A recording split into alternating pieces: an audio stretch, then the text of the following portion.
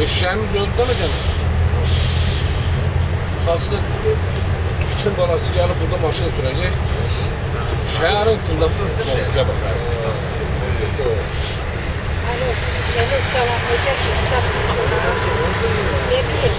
Burada bu bayrak meydanına o teritoriyometre bizi bırakmadılar. İndi biz getməliyik, onda gəmiyə minək, oradan biraz yaxınlığında göstəriyor. Minək gəmimizdə proqramda yox idi gəmimiz. Dünyası ona bağlıdır. Nəzərici, özü şəhərdə sürəcəklər, konkreti nədir, yenə də deyəsən yolları bağlayacaq. Gedək də gəmi gəzirsin, o bizdə yox idi proqramda. Niyə? Sağ ol. Dedim sizə deyim, əlavə raslıq çıxır. Sağ ol.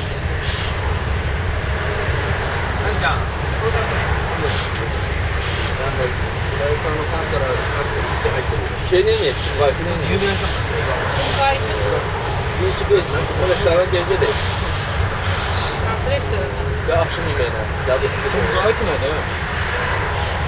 Bir şey sen geldi, Xaliksən aldın. Söylədilər. Bir o vaxtlar istənmişdilər, biz danışmışıq.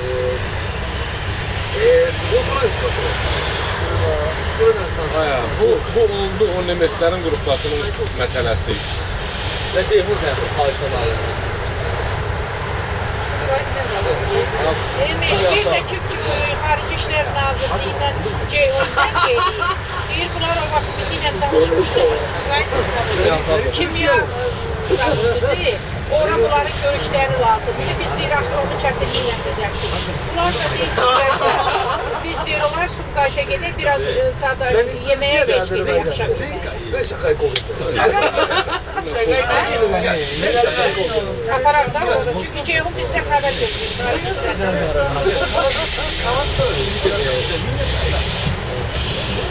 Arada baxlar biraz fazla gedək.